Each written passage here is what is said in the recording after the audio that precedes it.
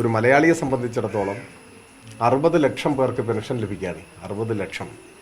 LDF സർക്കാർ വന്നതിന് ശേഷം പെൻഷൻ ഗുണഭോക്താക്കളുടെ എണ്ണം ഇരട്ടിയായി വർദ്ധിക്കുകയാണ്. ഇരട്ടിയായി വർദ്ധിച്ചു. ഇന്ത്യയിൽ മറ്റൊരു സംസ്ഥാനത്തും ഇങ്ങനെ ഇല്ല. കോൺഗ്രസോ BJPയോ ഭരിക്കുന്ന ഏതെങ്കിലും ഒരു ഇന്ത്യൻ സംസ്ഥാനത്ത് 1600 രൂപ ക്ഷേമ പെൻഷൻ ഉണ്ടോ? 60 ലക്ഷം ഗുണഭോക്താക്കളുണ്ടോ? നിങ്ങളൊന്ന് അന്വേഷിക്കും. അപ്പോൾ ഈ കാര്യത്തിൽ ചില അസൂയൊക്കെ ചിലപ്പോൾ നമ്മളോട് തോന്നുന്നുണ്ടാവും. പക്ഷെ അതുകൊണ്ട് വസ്തുതാവിരുദ്ധമായ കാര്യങ്ങൾ പറഞ്ഞാൽ ജനങ്ങളുടെ മുന്നിൽ പരിഹാസ്യരാകും. ഒരു നേതാവും ജനങ്ങളുടെ മുൻപിൽ പരിഹാസ്യരാകാതിരിക്കട്ടെ എന്ന് ആശിക്കാനല്ലേ നമുക്ക് പറ്റൂ.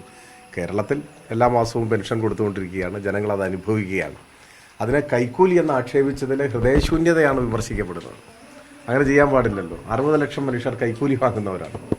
അപ്പോൾ ജനങ്ങളോട് ബഹുമാനമില്ലാതാവുകയും രാഷ്ട്രീയമായ ഏറ്റവും വലിയ പാപ്പരത്വത്തെ നേരിടുകയും ചെയ്യുമ്പോഴാണ് അങ്ങനെയൊക്കെ പറയേണ്ടി വരുന്നത്. അതിൻ്റെ ഒരു ആഘാതത്തിൽ നിന്ന് അവർ വിമുക്തരായിട്ടില്ല.